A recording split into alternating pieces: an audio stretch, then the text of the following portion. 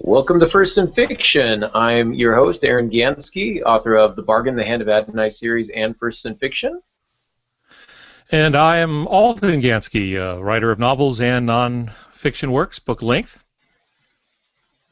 Steve, if you're looking for Steve, he's not here. If you're looking for Heather, she also is not here. So my father agreed to join me tonight as we cast kind of on short notice. But happy to be here. We've got a good topic lined up.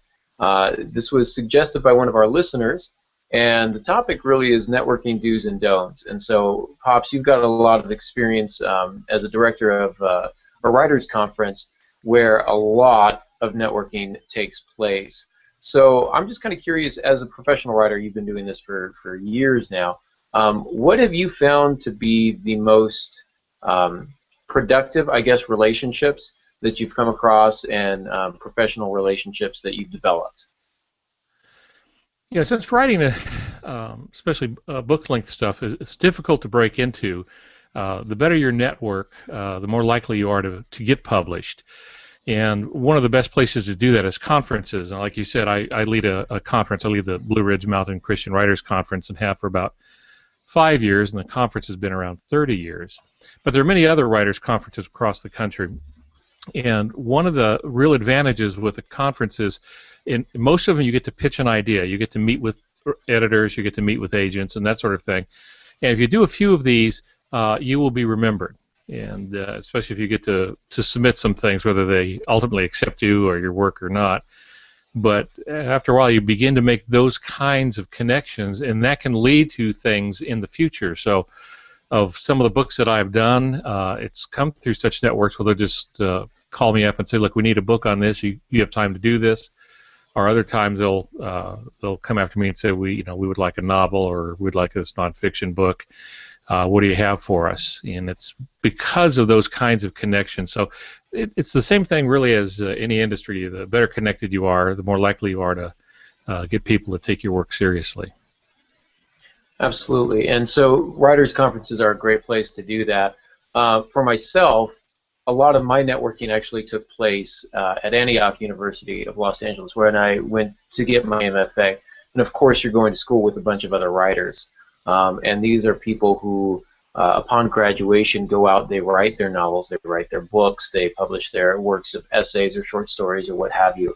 But a lot of them end up working in the publishing industry as well, either starting their own online literary journals, which I did, or becoming editors, and things of that nature. And so having some strong connections there at school, I found also to be helpful. Our group has stayed pretty close together. I have not stuck as close as some of the others have, but I still get weekly emails from them, so I'm updated on kind of their progress, which works in two ways. We're able to support each other. Writers supporting writers is always a good thing, but also as some of them move into the publishing realm, it helps out there to have some of those connections, to be able to say, hey, I know you're reading for this particular magazine this month. Can you take a look at this submission that I've got? So that always helps as well. Yeah, and there's also a second layer of connections, because my fear is somebody's going to watch this and say, well, I didn't go get an MFA, and I can't afford to go to all these writers' conferences and the like, so it's hopeless, all is lost. And that's really not the case. I sold my first book because I knew someone who had sold a book. And Jack Kavanaugh was putting boot to my fanny to get me off the dime. I'd let my book sit for 5 years, and he had just signed a contract, and so that got me going. But then the one way that he really helped me out was he said, I can't get you published, but what I can do is I can ask my editor to look at it. And that's as far as I can go, but he most likely will look at it if I ask him to. And so that's what happened. I sent the manuscript off. The editor took a look at it and said, I like this.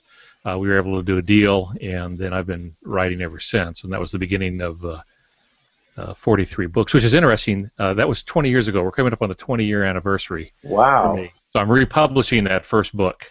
Just finished editing it, so I'll be republishing that pretty soon, just as a way of keeping it out there after 20 years. So that's been kind of fun. But my connection was through someone else who had made a connection by going to some writers' conferences, made a few friends who knew other people, And from that, some of the good stuff came. So it doesn't mean that you necessarily have to be on a first-name basis with New York City agents or publishers, acquisitions editors, but sometimes if you hang out with writers, some things will open and they can push your material for you a little bit.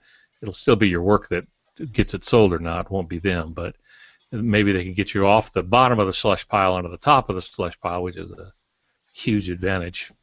Yeah, and for those of you who aren't familiar with the slush pile, essentially publishers are inundated with submissions, and some wonderful person gets to go through all of them and read through them until they get bored and reject them, or sometimes they find a gem. But it's very difficult to get your manuscript out of that slush pile because there are just so many, and editors are overworked and underpaid, just like the rest of America.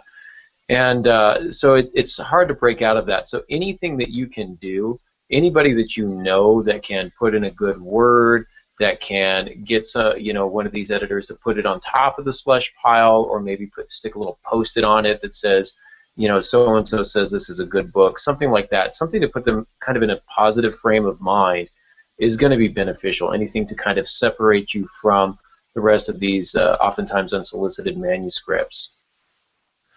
Yeah, and in the conference that I lead, which is odd because it meets in North Carolina and I live in California, so I really couldn't put them any further apart. But the one that I lead, we try to make sure that all the conferees have a chance to talk to agents and editors. They sit at their tables when they eat for lunch and dinner. The faculty is free for breakfast because the West Coasters don't like to get up that early. Mm-hmm. There's also pitching times where you can go and share a story. You can sign up for critiques and those sorts of things. And what will often happen in that is an agent will say, I want to see a proposal, or I want to see the manuscript. You're done with your manuscript. I'd like to see that. And that gives you that in because it is now requested material. We encourage all our students to submit whatever they ask for. That's what you submit, and you do it. Oddly enough, less than half will do it. They chicken out in the end. Yeah, which I guess that's one of the networking don'ts that we could talk about real quick is the lack of follow-through. Don't not follow through, or I guess perhaps we should phrase that so we don't have the double negative. Do follow through. I mean, especially if you're paying money, to go to this conference, and for some people they're flying from as far away as Hawaii. We had last year somebody from Germany, I think.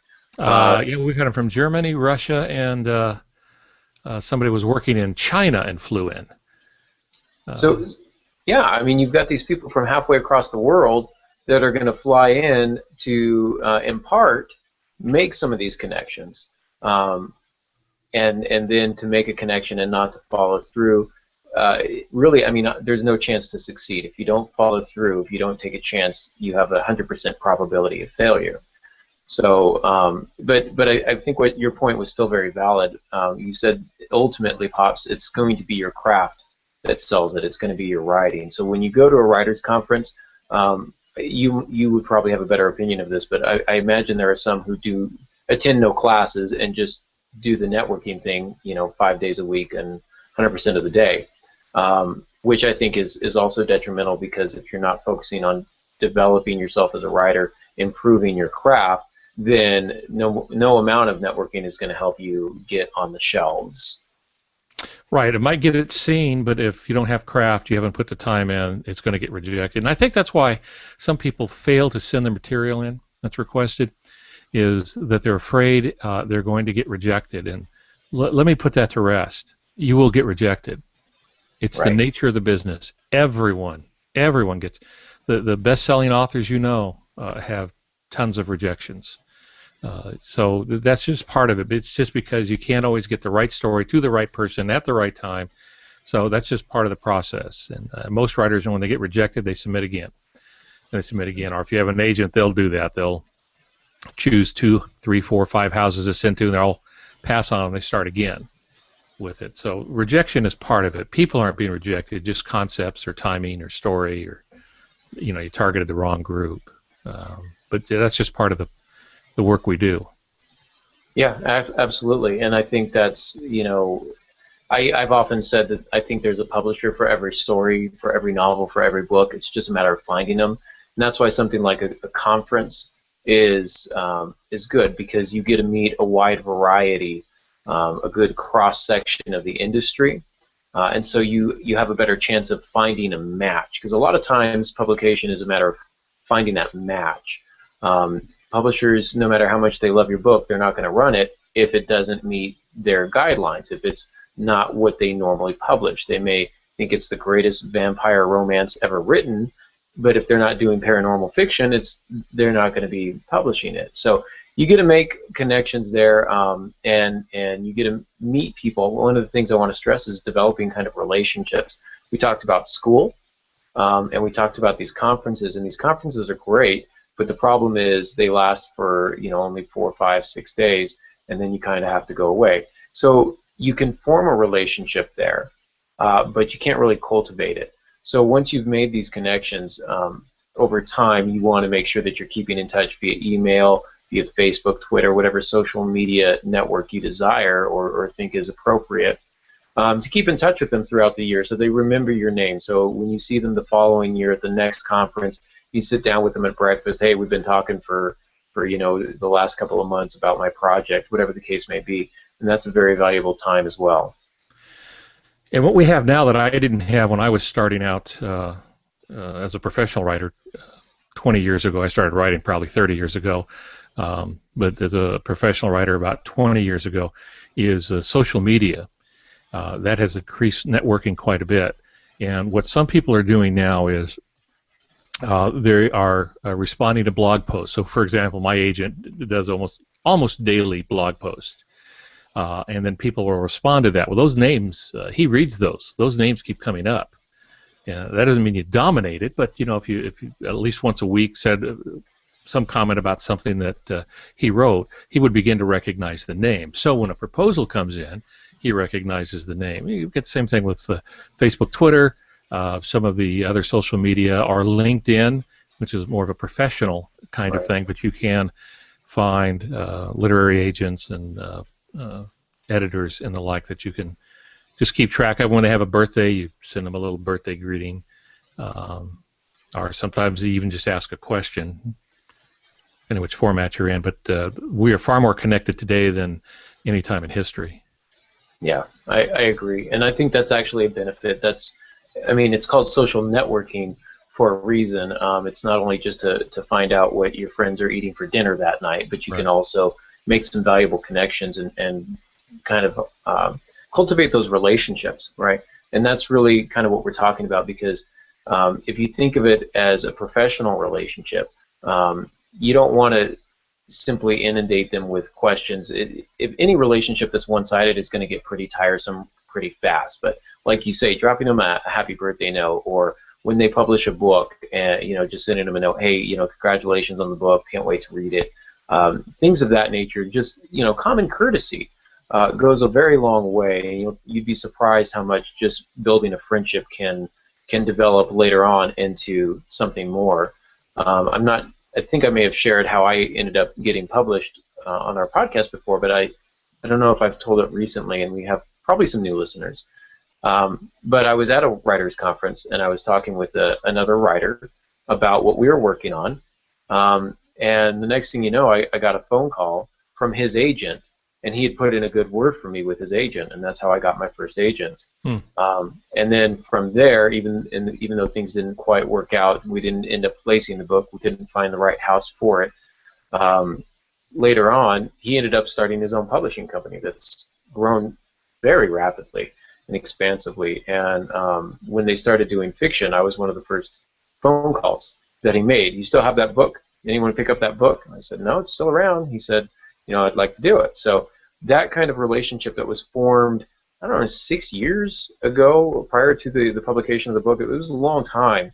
But it was one of those things where we continued that relationship. We kept in touch via Facebook and email and those types of things, and we were able to see each other once a year, and we always try and prioritize time to sit down together and hang out and talk and reminisce. And it's, I got two things out of it. Not only did I get a book contract, but I also gained a friend, and so that's always a bonus. Yeah. Yeah, and that puts you in a position of helping someone else when the right time comes along. And the thing about that kind of networking, especially at conferences and stuff, that is you just don't know what is going to happen. And I was at a conference in Northern California teaching. I wasn't leading it. I was just teaching some fiction. And I had been doing some books for a publisher where I was the principal writer, which means we had a named author that be more famous than me, but I'm the one who's actually writing the book, and then working with that author. But I had done a couple of books for them, and then I had done some nonfiction long before for that same publisher, I think, as well as some fiction. But as I was walking through the cafeteria, the acquisitions editor stopped me and said, "When am I going to get a proposal for you? I want another Algansky book. Just you. What do you got?" And I was caught off guard. I didn't come to pitch anything, so I reached deep in the back closet of my mind and pulled up this idea I had that had gone out as a proposal but didn't go anywhere. So it just died, and I just kind of kept it in mind. It was the only one I could come up on the spur of the moment, and that became my last novel, Wounds. She liked it, and off it went, and so that's what happened. I was walking through the cafeteria at the right time to have that person say, "You got anything for me?" and to pitch the idea. Yeah. And you want to be ready for that. I mean, if you're going to go to a conference, you want to be ready for that. That's one of the things that you will do ahead of time. Right. So that may be another networking do, is be prepared and be professional, so that when that time comes, you're ready to go, and you don't just kind of stammer around and embarrass yourself like I'm doing right now. You have something ready to go, something ready to pitch. I also want to talk about at these conferences and LinkedIn, social networking, things of that nature. I want to talk a little bit. A lot of people talk with agents. Agents are very popular at these things, as are publishers. Obviously, acquisitions editors are very, very popular. But I think there are some freelance editors out there as well. And again, Pops, you can probably speak to this a little more specifically. But there are some really quality freelance editors out there. And a lot of times these are people who have worked for a major publishing house, but for whatever reason aren't working there anymore, but still maintain their connections. So that's kind of how networking works. It's not just making a connection to one person, it's making a connection to a person who has connections to other people, and spider webs out from there. So, right. And that's really what LinkedIn is done, is it creates in a particular area of expertise this, as you say, spider web. That's why it's called LinkedIn, because you're linked to all these different people, and anytime you post something, it goes to all of them. So I've got, I don't know, 1,000 in my LinkedIn or something like that. I don't keep track of the numbers very well, but it's something like that. And I can hit 1,000 people, and maybe only 10% of them could offer any kind of help, but I could always put out a question, or do you know something about this? And because we're tied together like that, you'll get opinions. Right, absolutely. And so one of the other things that we've talked a lot about conferences, because I think those are perhaps the best way to network, because everybody's in the same location. So I think those are usually, you get the most bang for your buck. You're not doing what's called a cold call. You're not just kind of randomly showing up, but you've paid to come here, and the staff expects to talk to writers, and they're ready to go. And you're not having to do that online, just like, hey, I'm an aspiring writer, can you give me some advice? It's a better environment. But a lot of what people choose to do throughout the year, something they can do throughout the year for free, is join writers groups or critique groups.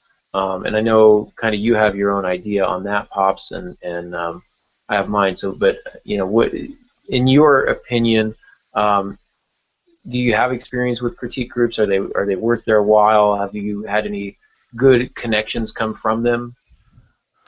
Well, I'm probably the bah humbug guy for critique groups, and it just has to do with personality. There's nothing wrong with them as long as it's a good critique group. I was working with a client on her proposal she's getting ready to send out, and she was trying to follow everything she had seen on every blog about how to do the proposal, and she would say, well, I've got to do it this way, and I'd say, why do you have to do it that way? She said, well, I read it on a blog.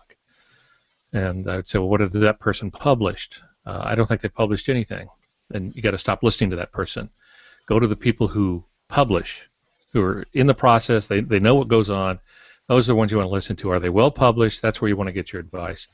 Now, I'm pretty much a loner, so I'm not really good about sitting in critique groups.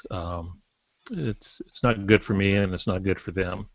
But that's a personality trait. I know people who love them, and they have grown greatly on them. They've fixed their manuscripts up quite a bit. So if you have that kind of thing where you can take it on the chin, and it's a good critique group, they know what they're talking about. Often they don't, but if you have a good critique group and they know what they're talking about, then it can be worthwhile.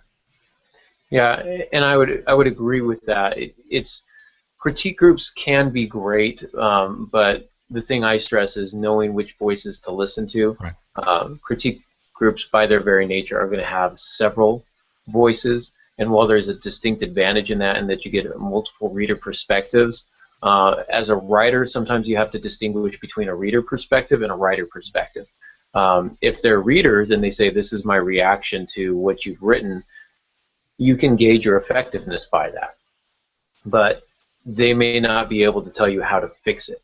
If they say, wow, this scene is really falling flat, why is that? I don't know. It's just falling flat. So you need to be able to have a wide variety of voices that you listen to. Some, as you say, some educated voices, some voices with resume behind them to give them a little bit of credibility. So if you're in the process of forming a critique group, or you are already in a critique group and you're, actively searching for some, maybe trying to find a published writer or somebody who can come in and help out with that, that's fine. But just make sure you're listening to the correct voices. And I find that for writing groups, and I've been in a few myself, I think it's really important to come with questions about your own work. They'll have plenty of things to say about it, but you are the author, you're the writer, you know what most needs to be worked on. And so coming with specific questions can really take a critique group that may not have a wide range of publications, can really help guide them toward that specific feedback that you're looking for. And I've known, I think Writing Excuses, Pops, do you ever listen to that podcast at all? No, I don't.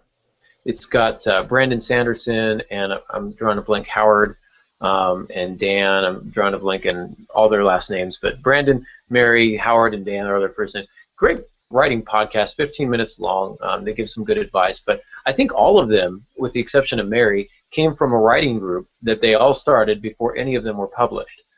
But they wrote, and they challenged each other, and they studied their craft, and eventually I think Brandon got published and the others came shortly thereafter, partially because they started this networking group long before any of them were published. So if you're in a group that doesn't have a published writer, it's not the end of the world. Don't jump ship, but make sure that the focus of the group is on improving craft as much as humanly possible. And I think everyone in that group should be taking active steps toward that end to better educate themselves and really hone their craft. Yeah, and they need to have the ability to walk away from those if it's not a healthy relationship. Otherwise, they'll just beat you down. Being a writer is tough enough without other people who, especially some of them who don't know what they're talking about, telling you what you're doing wrong. So if you can get into a good group, that's a great thing. But if it's not a healthy group, then you want to walk away. And the good group there will be a lot of praise involved too if your work is good. They won't be just negative comments. See, there's this part of human nature. I experienced when I was in architecture. I spent 10 years in architecture. We'd have to go down to the building department, and they had plan checkers there. And it took me a while to figure this out because they were always looking for things, no matter how small. And it finally occurred to me was that they were judged on the number of mistakes. I'm going to put that in quote. I'm going to use air quotes here. The number of mistakes they could find in your plans, because that was their job. So their job is to go through and find mistakes. So I would take in a set of plans and I'd say, well, you've got to have an attic access. And I said, you mean like this one right here? And they would still want me to put in an attic access in the same spot that I already had it. But the idea was they were being reviewed. So their job was to find fault. And if you get into a group where they think that's their mission is to find fault in your work, then it's probably not healthy. If they can help you fix stuff, great. Yeah. But then again, it's not a good group if all they're going to do is tickle your ears. Exactly. And knowing again which voices to listen to. There's going to be some that are critical. There's going to be some that are positive, and that's a good mix. But if one is always positive and one is always negative, you're going to have to maybe try and balance them out together and take the good with the bad, right. and know which good to take, because a lot of the praise that you're going to get may not be the right kind of praise. They may be praising something that really needs to be changed, and some of the critiques that they're making, like you say, may not be valid. It may just be more of a personal opinion. A lot of the super high-level critique groups and writing groups that you'll see, like the Iowa's Writers Workshops and things of that nature, where you're, Yale MFA program or whatever it is, where you're at this super high level of writing, can be very cutthroat and very competitive. And a lot of times these workshops, I've heard stories, are really more sabotage sessions than anything else, and people will go in trying to make you feel uncomfortable and insecure in what you've written so that you change it, hoping that you will undo all the wonderfulness that you've already done. Right. So ultimately, listen to the voices, but then you have to be able to have that discernment where you say, this voice is valid, this voice is not. So, but they still can be a valid networking tool, absolutely, especially if you're in one that's long running.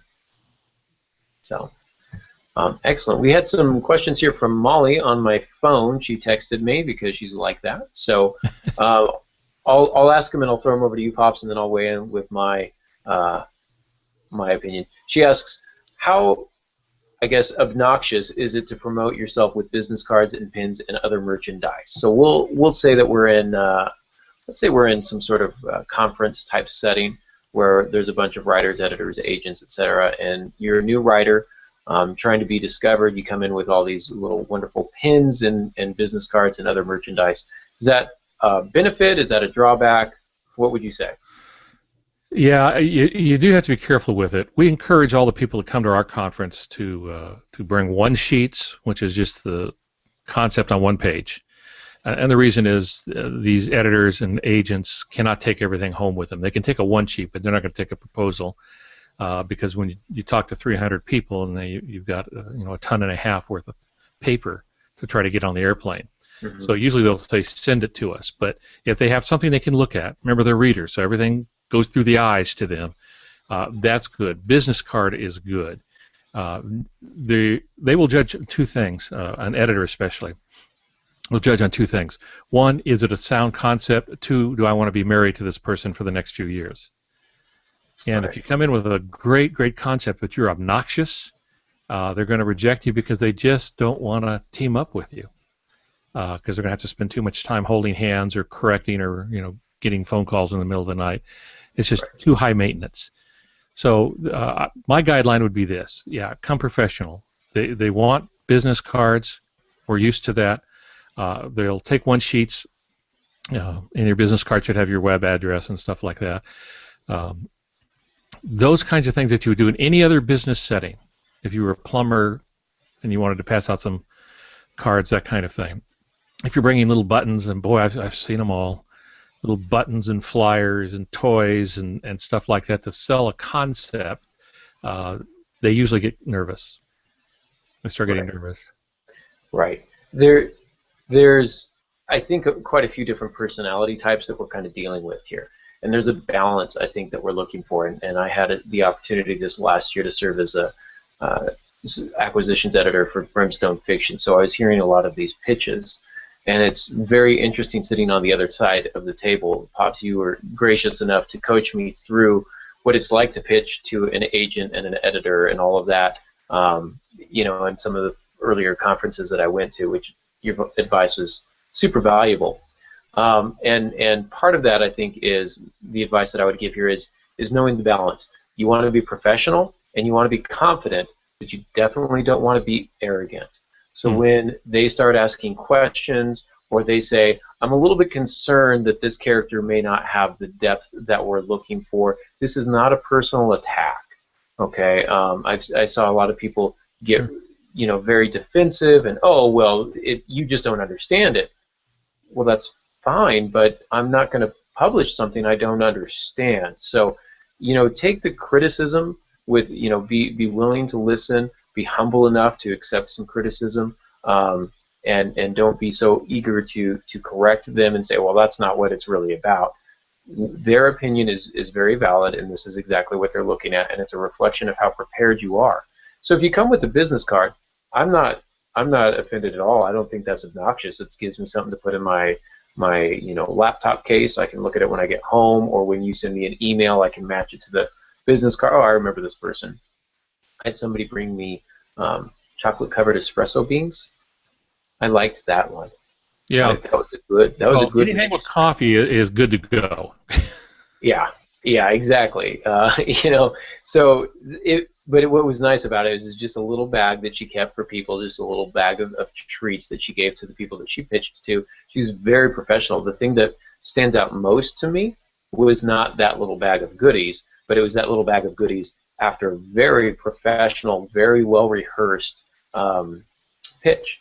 And the concept was interesting, and I ended up requesting the entire proposal because I wanted to see more. I wanted to see some sample chapters, and it was just her professionalism, the level of professionalism that she had compared to some of the professionalism that I saw in other candidates. She seemed polished. She seemed easy to work with, and it was one of those things where I thought, this is, like you say, this is somebody I could work with over the next few years, for sure. Yeah, and I think the thing to remember is just because somebody makes a suggestion doesn't mean that they're right. But since they're in the business longer than the people making the proposal, you really need to ask, maybe I should listen to them. Are they correct? And at least analyze it. Ben Bovo, who used to handle one of the science fiction pulp magazines, and an excellent writer of science fiction. It's Dr. Ben Bova these days. But I remember when I was first starting out, I sent him a proposal, or not a proposal, but a short story. It was rejected, but it came back with a little form. It said, never argue with the guy who buys ink by the barrel. And the idea was, this is how he spends his life. He's the one that publishes and stuff, so don't argue with me about it. This is my view. Doesn't mean I'm right, but it's my view. And all of this is subjective, especially when it comes to fiction. It's all subjective, and so you're going to get people who think it's horrible, and you're going to get people who think it's great. It's a masterpiece. It's art. Yeah, it is art, but I mean, I hear that, and I cringe a little bit when people say it's all subjective, because I don't think it's all subjective. I think it's largely subjective, but in the same way, I teach creative writing class, and people are like, how do you grade that? Because what you don't like may still be good to somebody else, and it's kind of like, yeah, but I know good writing. I've studied it for years. I understand the principles. I've read the books. I've put in the work. I've done it myself. Like you say, at some point, we're buying ink by the barrel. So why argue? I mean, when I was in college, I had a poetry professor. He had no tact whatsoever. It was, I mean, you would go into class and you would leave with your ego bruised, just completely. He just punched you right in the pride every time you went in that classroom.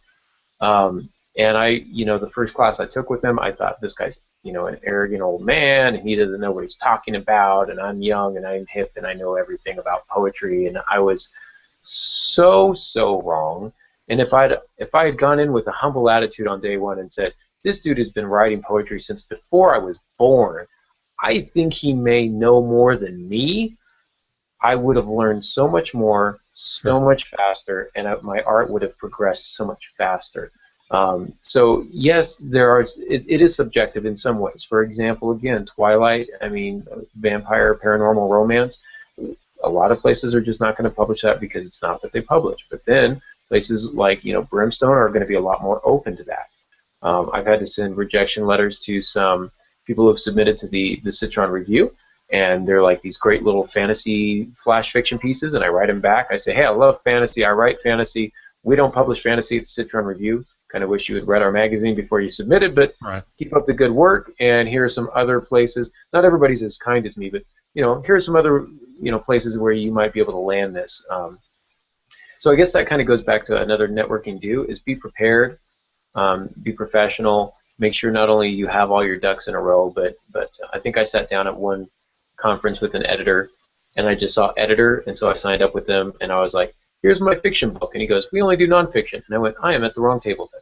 You know, if I had done a little more research, I could have saved myself that embarrassment and saved us both that 15-minute time slot. So, but you know, I didn't, and so you learn sometimes from your mistakes. But yeah, anyway, back to Molly's question. I'm sorry. Business cards, I think thumbs up. If you're coming with your name emblazoned on pins and T-shirts, I think that's going a little bit far. That might cross the line and kind of step into the kind of that arrogance kind of a territory. That would be my opinion on that. Mm-hmm. Yeah, and some are reluctant to take gifts. So if you're bringing them little toys or stuff like that, with the exception of the coffee bean thing, it looks like a gift, and it comes across as bribery. So, yeah.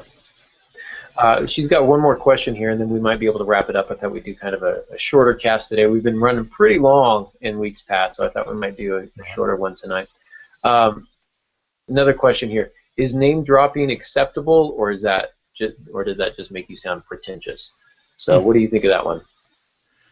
I'd be careful with the name dropping. A lot of it depends how you do it. But if you stop and you say, my good buddy Stephen King, that won't wash with him, because Stephen King's not writing the piece, you are, and all it's going to matter is, can you write something that they can publish that will make money for them, or at least will have some impact, depending publisher you're dealing with. But nonetheless, it's not going to be who you know; it's going to be what your work says. So, yeah, name dropping, I don't think would work at all. Unless you're just making connections. So and so, we got a common friend in so and so, and then you give the name, and leave it at that. Yeah, exactly. And if you're trying to hang your reputation on theirs, that's a bad sign. You want your name to be known. You don't want to be known as the guy who knows somebody else. But I think there is a right way to do it. I mean, we think of name dropping. If you are the person, at this conference at this school who's just going around saying, "Oh, me and so are just the best of friends, and we grew up together." If you're telling everybody that story, I think that's problematic. I think that means you're trying to gain some notoriety based on your association with somebody that's quasi-famous or famous. But if you're talking with an editor or an agent, and you do have some sort of valid connection, if you really do know Stephen King, and he honestly did tell you that you should sit down and talk with this particular editor for these 3 reasons, there's a way to do that. You can sit down and say, hey, I know you're busy, but this guy really has encouraged me, to come and sit down and talk with you. He says you might have some interest in a project that I'm working on.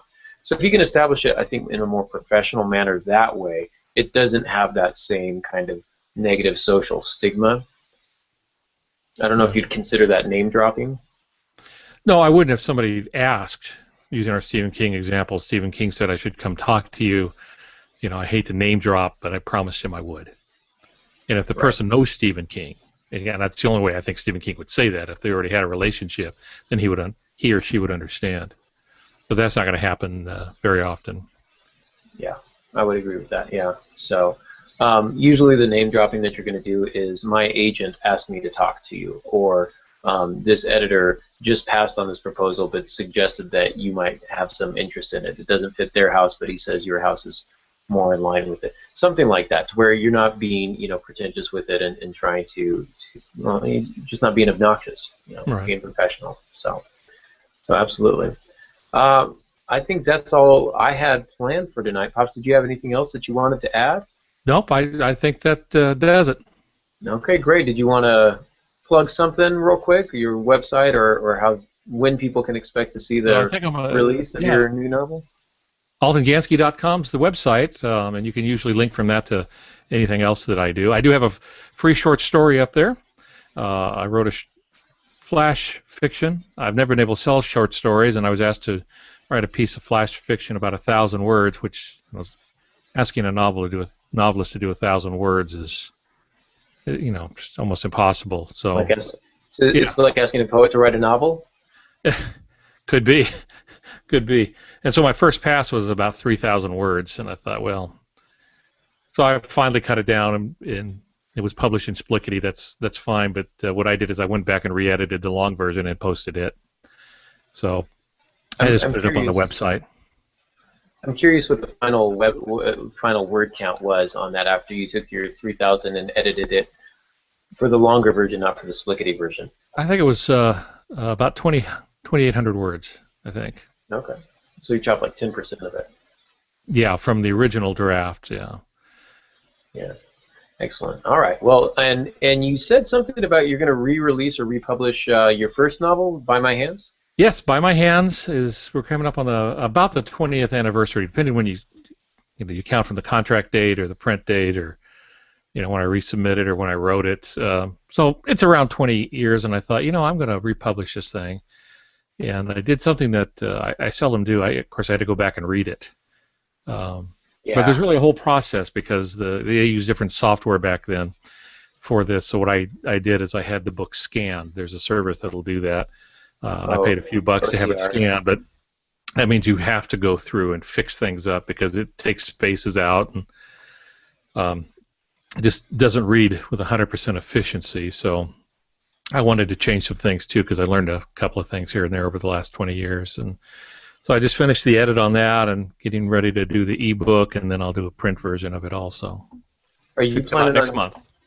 Oh, great, next month. Okay. Are you planning on doing the re-releasing the sequel to it, Through My Eyes? Probably. Yeah, probably. I've got several. I want to get all my out-of-print books back up there. And with books like By My Hands and Dark Moon and Through My Eyes and some of the others, the early ones I did that rights have reverted back to me on. I want to get those out there. I was headed someplace and I just lost where I was going with that. But with all of those, so much time has passed that it's like a new book. I mean, By My Hands has been out of print probably for 15 years, 12 years anyway. So I got a whole generation of other people that have not read the book. So I just try to doll it up a little bit. And I'd love to do a podcast about that because I feel like medical thrillers or mysteries, perhaps you might say, By My Hands.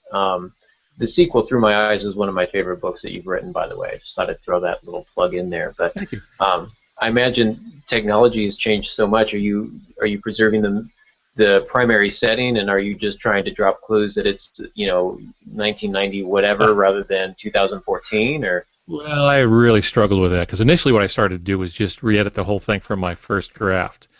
And then I realized that's silly. It's gone through a professional edit. Why would I throw that away? But that was the thing I was wrestling with because the book takes place in 1996. Well, there's computers, but they're not as prevalent. Cell phones were not as prevalent. Whether or not you could smoke in a building or not, those sorts of things. So I just put up front the year is 1996. Okay. And I decided to leave it rather than come back and try to insert